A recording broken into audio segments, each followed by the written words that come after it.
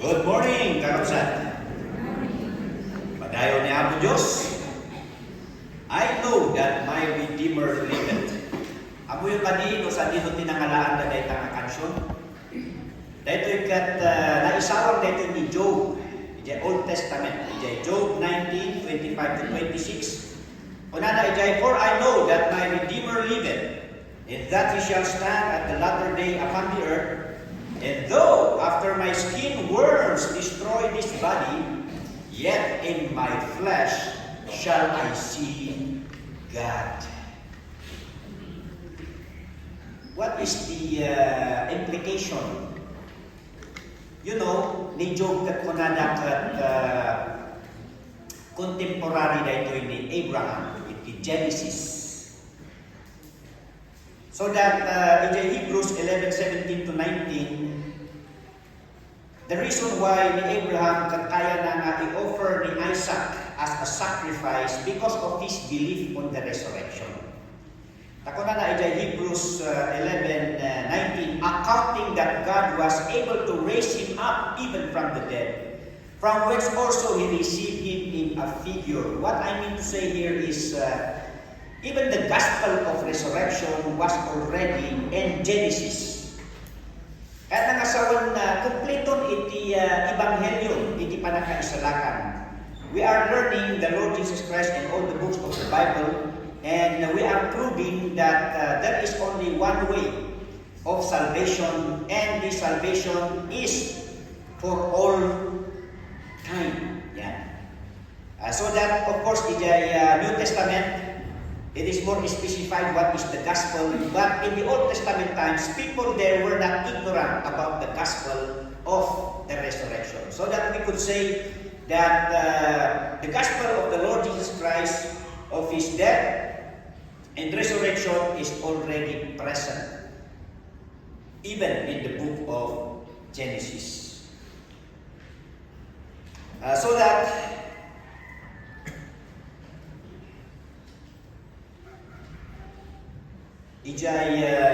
of course, we have emphasized in the book of Genesis the shedding of blood. Yeah. That is the only way wherein we could base our salvation.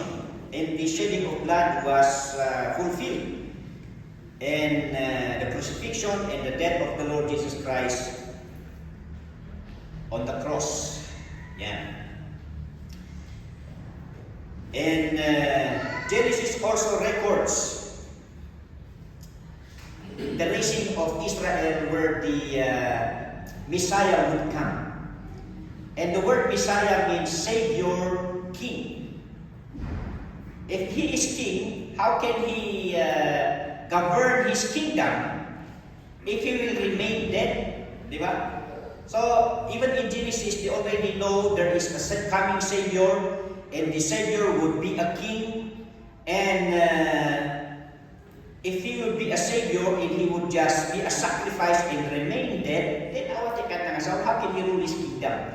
So that the word Messiah implies already the meaning of the death and resurrection of the Lord Jesus Christ. As a Savior, as a sacrifice, and as a king, of course, we have a living Savior, si bibiyag na mag-isalakan. So that is just a proof that the gospel was present even in the ancient times. In the book of Exodus, Christ was presented in the typology of Moses as liberator, lawgiver, and intercessor. And we know that Exodus is also a type of Christ's deliverance of us from the slavery of sin and the world system, which is being pictured by Egypt. If the people of Israel were identified with Moses, so that we as the church, as Christians, we are identified with the Lord Jesus Christ. And in the book of Leviticus, all types of animal sufferings or offerings points to the Lord Jesus Christ. Well, there are a lot of animal offerings, such as burnt offerings, peace offering, sin offering, guilt offering, plus about the red heifer for sanctification, which connotes our general sins, intentional sins, and unintentional sins. But the root word of this manifestation of sins, of course, is the old sinful nature that we have inherited from our foreparents, Adam and Eve. So that all these animal sacrifices points only to the Lord Jesus Christ. And we have also mentioned that Leviticus is also a type of the Lord Jesus Christ preparing us to enter the glory land. As in the book of Leviticus, God is preparing the Israelites to enter the promised land, Canaan, by which also it typifies how the Lord Jesus Christ is also preparing us to go to heaven. So that He would want to develop our Christian life. We need to grow and we manifest the holiness and the glory of the Lord Jesus Christ in our life. That is our preparation as we go to heaven. And also, in the book of Numbers, Christ is presented. The best picture of the crucifixion of the Lord Jesus Christ is in Numbers chapter 21. When the Israelites rebelled, and God sent fiery serpents, and when they prayed, God instructed Moses to build a brazen serpent, that whosoever looked at the brazen serpent would be healed, would be saved from death. So that this illustration was used by the Lord Jesus Christ when Nicodemus asked, how can we be born again? How can we become, or how can we go to heaven, and how can we become a child of God? So that Jesus said, as Moses lifted up the serpent in the wilderness, that is also the picture of what will happen to me. I will be hung on the cross, and whosoever believes in me shall have everlasting life. For God so loved the world that He gave His only begotten Son, that whosoever believeth in Him should not perish, but have everlasting life. That is the actual context of John 3:16. We are born again by trusting the Lord Jesus Christ as our Lord and Savior. And there are many ways. He is also presented as the spring of living water, the bread of eternal life, the security of life, and the purification of our sins. This morning we will be tackling the last book of Moses. We said that when the Bible says in the world you have Moses and the prophets, of course they are not alive today, but he is referring to the scriptures where Moses authored the 5 books of the Bible: Genesis, Exodus, Leviticus, Numbers, and Deuteronomy. So that we are now in the book of Deuteronomy, so that after this message, we will be having our graduation on the Pentateuch. Okay, the author of Deuteronomy, of course, we have mentioned it is Moses. Although the last portion of Deuteronomy is, according to Bible scholars, is not written by Moses. Of course, how can a dead person write about his death? So that according to Bible scholars, the successor Joshua was the one who finished the book. So that we will see that later. And the name of the book, the English title of the book, which came from the Septuagint, means second law giving. Parang ang implication nito is there is another law being given. But I think it came from a mistranslation of chapter 17 verse 18, which actually says a copy of this law. So that the book of Deuteronomy is known New Commandments, but it is actually the review of these commandments. So Deuteronomy is not a second law, but rather a review, expansion, and reiteration of the original law given at Mount Sinai. We have learned in the book of Numbers that the old generation of Israel did not enter the promised land. So that God need to prepare a new generation. So that the new generation of Israel needed to know, to learn, so that there is a review and the reiteration of the original law given at Mount Sinai. And the outline of the book, it is divided into 3 sections. First is the review of God's mighty acts of Israel. So this is more on the what happened, their history.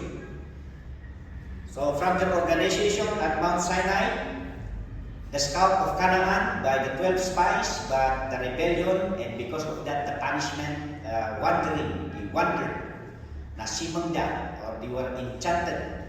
We have said that it should only took them at least 11 days to conquer Canaan. But then because of the rebellion, God did not allow them to enter. And when the old generations were already gone, then the new Israel would proceed to conquer the promised land. So they defeated Sihon, the king of Heshbon of the Amorites. They defeated Og and the king of Bashan. And then they possessed the east part of Jordan. So nandun na sila sa bungan. Yan. And before they would totally conquer Canaan, this was then the reminder of obedience and worship only to God. And because of that reminder, there was this restatement of God's laws. Of course, the 10 Commandments. And above all, to love the Lord. And God also instructed them of their proper worship, how to worship God truly. They are not to go and worship other gods. And also the proper ruling of the nation. And of course, the proper human relations. So when you go through to the book, you can follow that outline and you will discover the proper worship instructed by the Lord for the Israelites. They are to do that in Canaan, and how they would govern the people and their proper relationship with each other. And chapter 27 is about the consequence of their obedience and their disobedience. Of course, obedience would entail blessings, but disobedience would entail punishments. And thirdly, this is now the commitment, the ratification of God's covenant with Israel. This is the call to return to the Lord. And this is now the handovering of leadership, the change of leadership from Moses to Joshua. And before Moses entrusted the leadership, then the chapter 32, you would read there about the song, the blessings, and the death of Moses.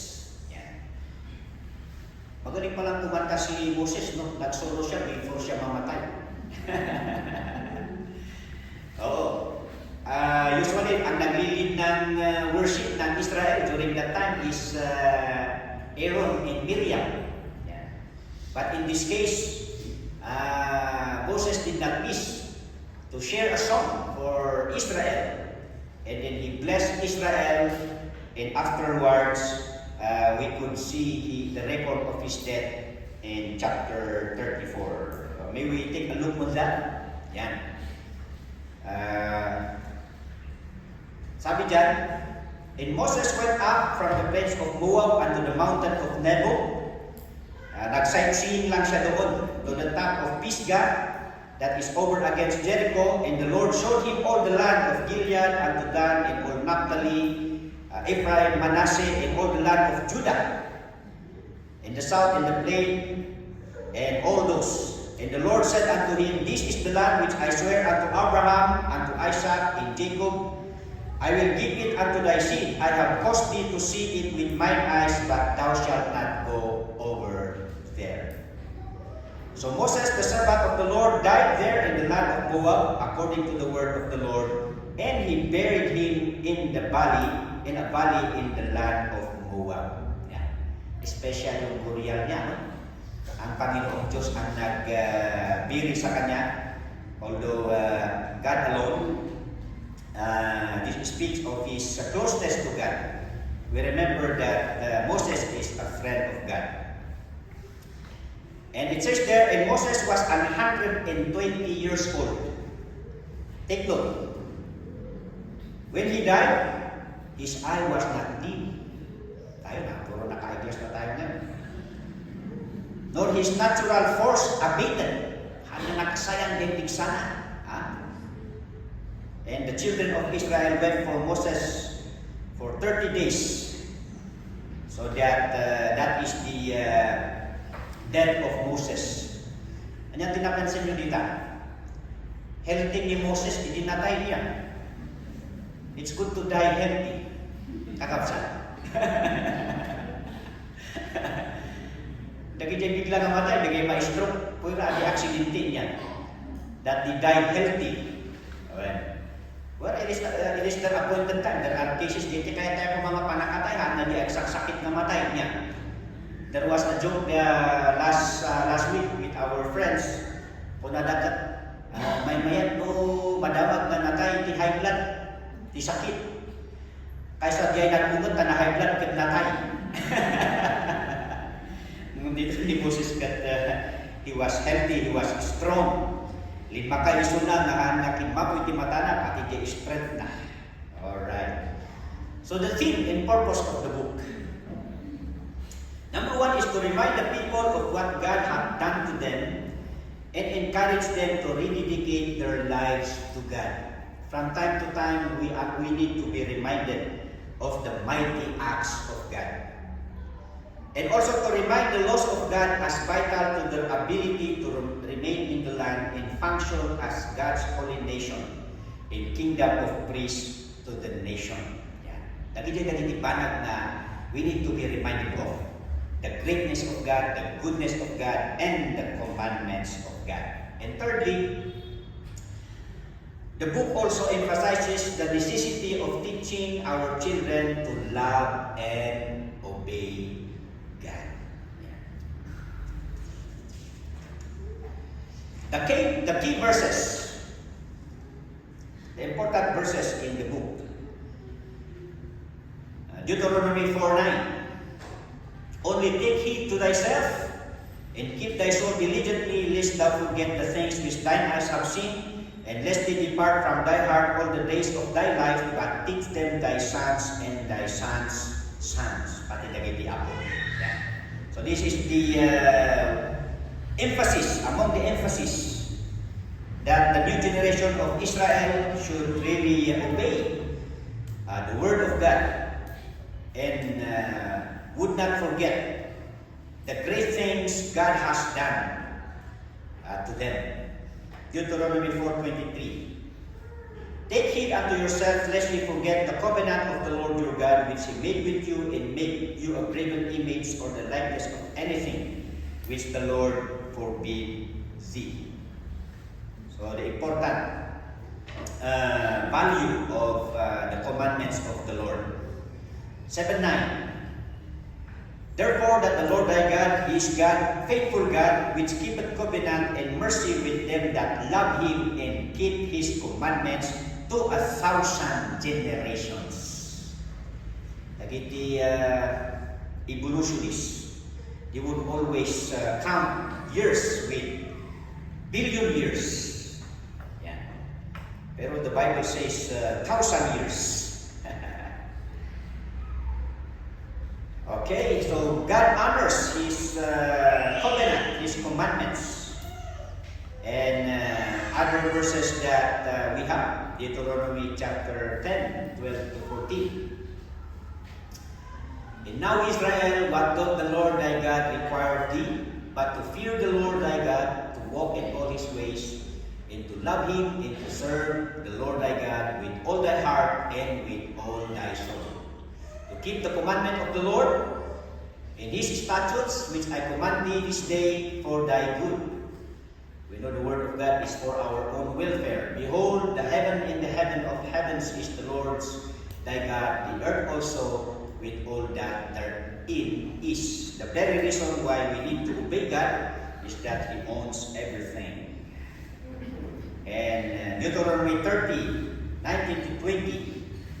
I call heaven and earth to record this day against you, that I have set before you life and death, blessing and cursing. Therefore, choose life, that both thou and thy seed may live.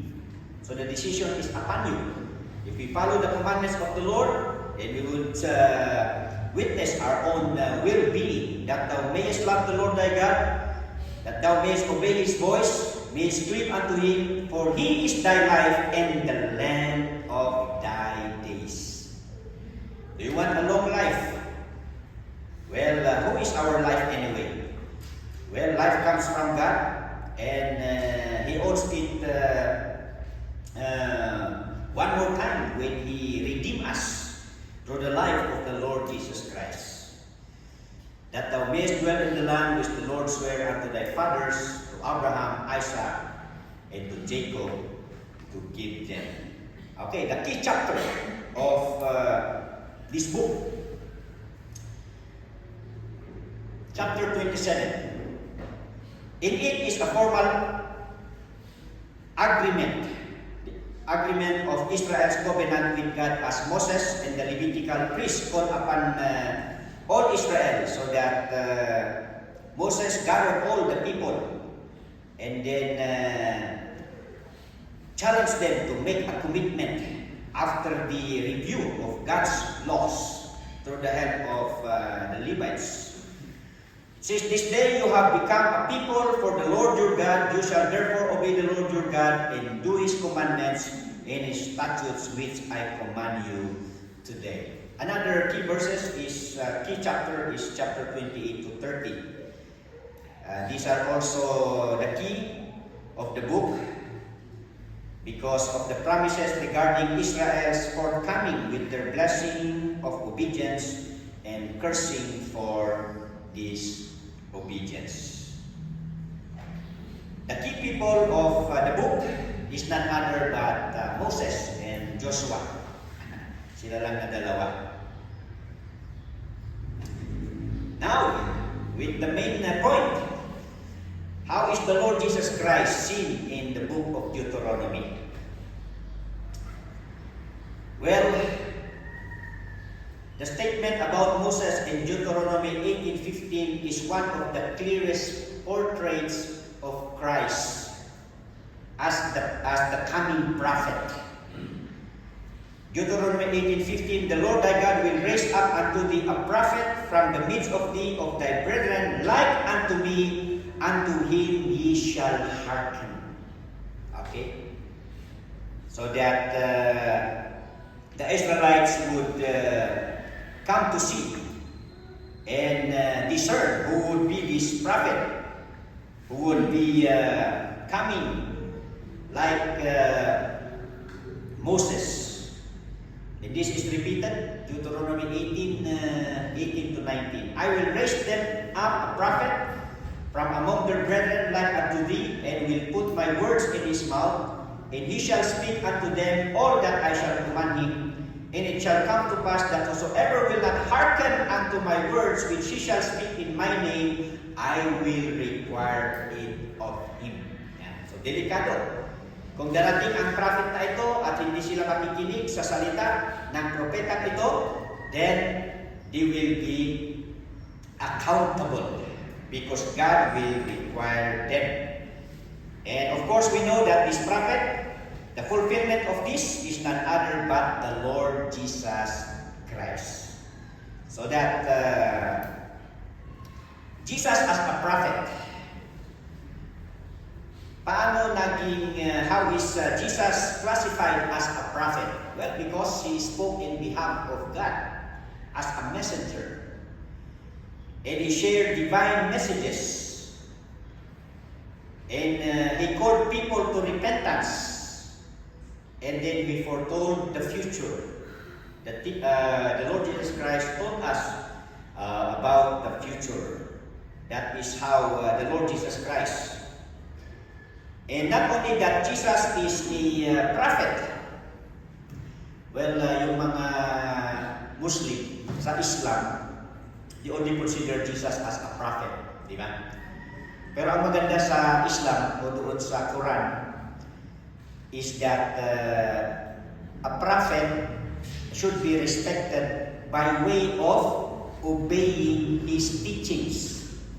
Kaya yan ang ginagamit ng mga Christians to evangelize the Muslims. If this is the word of Jesus as a prophet, then we need to learn the words of the prophet. And the second is, a prophet, not only that you obey his teachings, but you are to emulate, you are to imitate his life. Yan. So sabi ko, napakaganda ng Panginoon. Yan. Hindi niya tinago o hindi niya deprive ang mga Muslim to know the Lord Jesus Christ. So, you obey the commandments of a prophet and you should also follow the lifestyle of that prophet. So, maraming Muslims, if they understand that, they would rather commit their life to the Lord Jesus Christ than to Muhammad. Yan. Not only that, Jesus as a prophet, he was the ultimate prophet. He was presented as the Word of God made flesh, the doctrine of incarnation. Hindi basta-basta propeta ito. Because this prophet came from God. He transformed as a man. So that he is an ultimate prophet because he knows what he is saying. He witnessed heaven around the universe. Yeah. So that we cannot question. When the Lord Jesus Christ talked about hell, we cannot question his teaching about hell. Kasi alam niya, nakita niya. Yan. And when he talk about heaven in the words of the Father, then we are to take heed. Okay, who is the image of the image? And not only presented as the Word of God made flesh, he is the ultimate revelation of God. In our discussion with our fellowship with men, how do we see God in heaven? According to Bible scholars, because Jesus Christ is the manifestation of the Godhead, we would see God in His human form pa rin sa langit. But then, in our limited imagination, secret things belongs to God. Bahala na sa langit. Kung meron pang extension na makikita tayo about God. Of course, si Moses, ang pinakita lang ng Diyos sa kanya as yung kanyang likuran. Because when God will manifest His full appearance, then Moses would die. But then anyway, Jesus was the ultimate revelation of God. And then, of course, He possesses the words of eternal life. Simon Peter said, "To whom shall we go? Thou hast the words of eternal life." Jesus was being recognized as a prophet by so many. Number one, by the multitude at His triumphal entry. And the multitude said, "This is Jesus, the prophet of Nazareth of Galilee." Kaya sabi ng mga Pariseo, is there something good that comes from Nazareth? Kasi parang ang Nazareth, parang sa Tondo, sa Manila, parang squatter area. Yan, parang outskirt lang siya, it's a country. But then, he was recognized by the people as a prophet. Not only in his triumphal entry, but by people at his outdoor preachings. Yeah. But when they sought to lay hands on him, they feared the multitude because they took him for a prophet. when these Pharisees would like to arrest and to execute the Lord Jesus, they fear the people because people recognize him as a prophet. They regarded him highly. John 7:40, many of the people, therefore, when they heard this saying, said, of a truth, this is a prophet. One occasion, at a burial, dinadala nila yung bata para ilibing. Nakasalubong nila si Jesus Christ with his disciples. Naawa si Jesus Christ doon sa mother because he knew that this boy was the only boy of this mother. It's so hard to become a widow. So that the Lord Jesus Christ raised this boy. And the people said, and there came a fear of all, and they glorified God, saying that a great prophet is risen up among us, and that God had visited His people. They already discerned it. Diba? Sabi niya sa Deuteronomy, I will raise up a prophet. And because of these miracles the Lord is doing, they already recognize that the prophet has arrived. Ayan. He was also recognized by the disciples on Emmaus Road after his resurrection. Ayan. Hindi nila alam na kasabay na nila si Jesus doon. Not unless na Jesus took time with them and fellowshipping with them. Nung naglaho na si Jesus Christ, they already recognized, ay, si Jesus pala yun. Yan. And said unto them, what things he said unto them concerning Jesus of Nazareth, which was a prophet, mighty indeed in word before God and all the people. Another is the Samaritan woman at a well. In their conversation, the woman said unto him, Sir, I perceive that thou art a prophet. And the Lord did not deny it. And another one is by a crowd at the feeding of 5,000. Then those men, when they had seen the miracle that Jesus did, said, This is of a truth that prophet that should come into the world. Yeah. They acknowledge the fulfillment, the arrival of this foretold prophet during Moses. By the blind man healed by Jesus. They say unto the blind man, What sayest thou of him, that he hath opened thine eyes? And he said, He is a prophet. Gusto nilang hanapin si Jesus.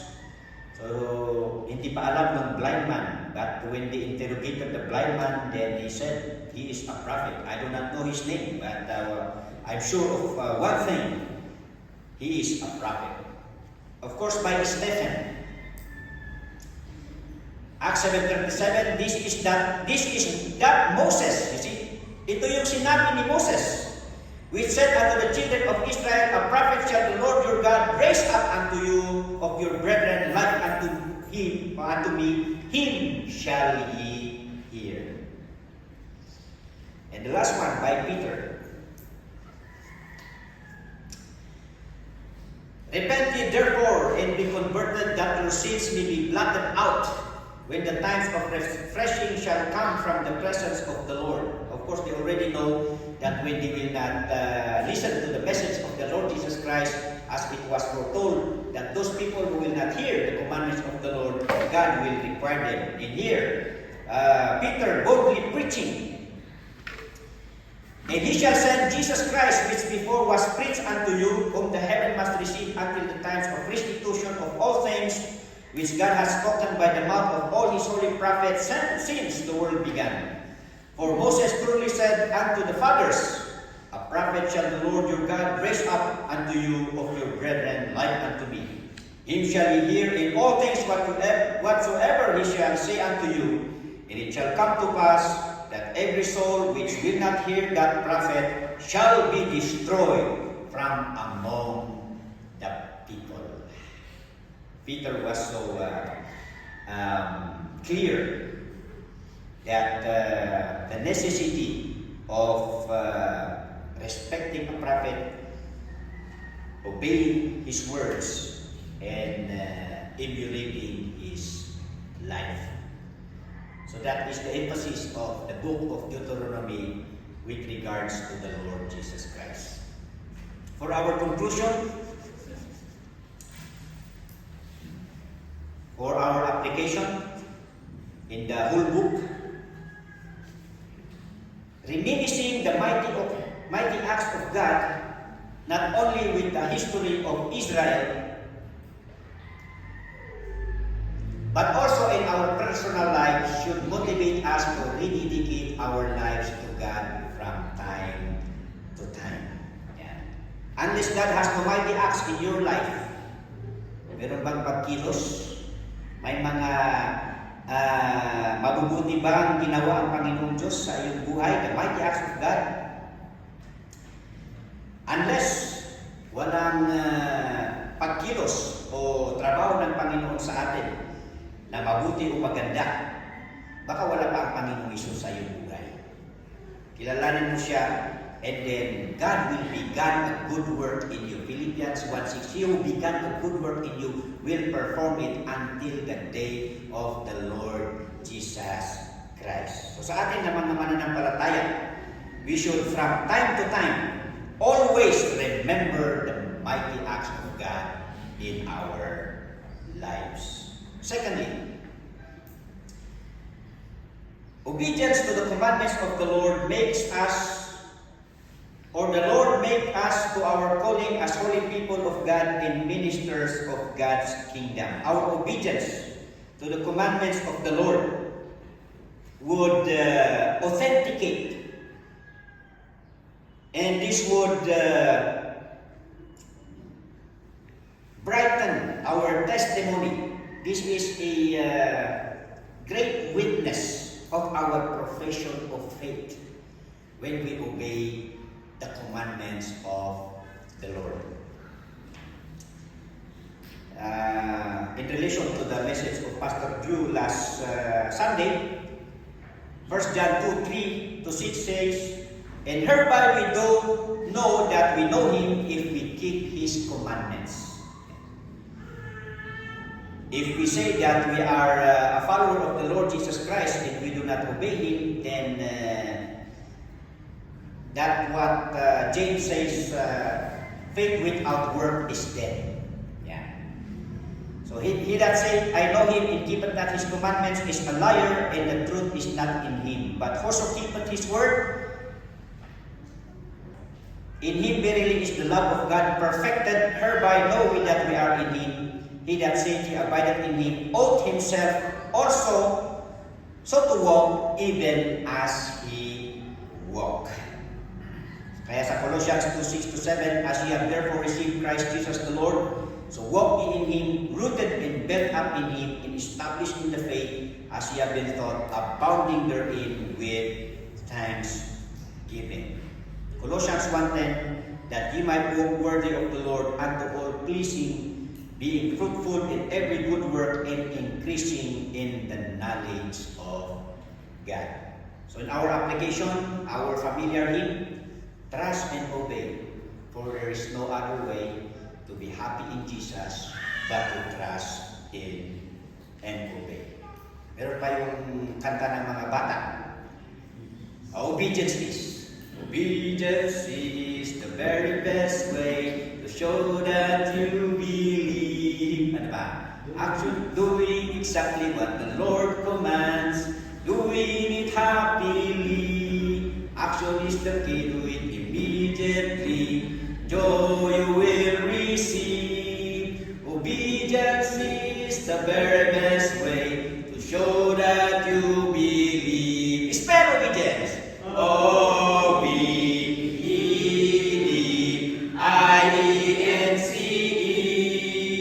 Obedience is the very best way to show that you believe. Anong edad kayo nung tinuturo yan sa Sunday school? Kinder pa kayo noon? Younger pastors pa kami noon.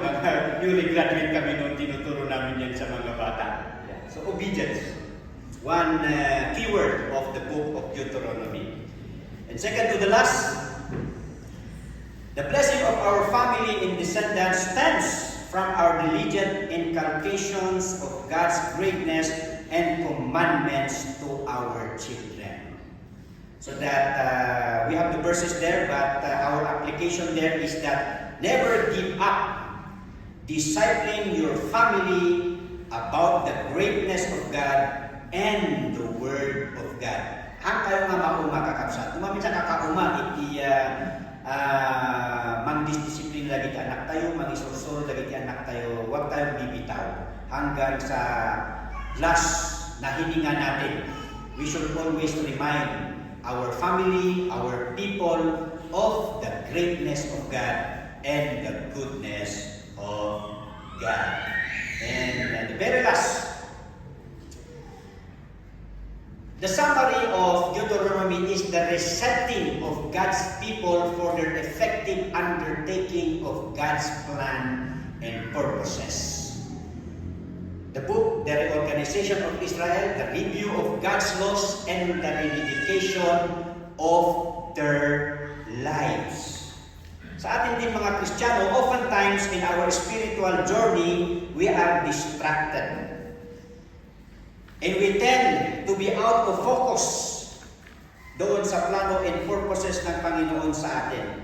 So that we need from time to time to reset our Christian life and service to the Lord. Di ba kung minsan yung ating cellphone, pag palagi natin ginagamit yan, nagmamalfunction siya sometimes, di ba? Yung operation hindi siya normal. Bakit ito naghahang? Pati laptop natin minsan, no, sa computer, ano ang ginagawa natin? Para yung babalik sa normal operation. Yan. We tend to restart, di ba? I-restart natin. Yung iba sa computer, rebooting, mga ganun ba? Restarting, rebooting. So, kumusta ang ating Christian life? There are times that we are out of focus, siguro nag-backslide yung iba. Well, the book of Deuteronomy encourages us. Pag nawala na tayo sa landas, or kumusta yung buhay natin, parang hindi na tugma yung operation ng buhay natin, no? Ino-operate na tayo ng Word. Hindi na ang Panginoon ang nag-ooperate sa atin. So that we need to reset our Christian life and service. So that in application, regularly align your lives with the plans and purposes of God through His Word and wisdom. For I know the thoughts that I think toward you, saith the Lord, thoughts of peace and not of evil, to give you an expected end. Dahil maganda ang hangarin ng Panginoong Diyos sa ating buhay. So that from time to time, let us go back to that wonderful plan of God to our lives by always regularly realigning our lives with the plans and purposes of God. Let's pray. Oh, Father God, we thank you for your word that inspires us and encourages us.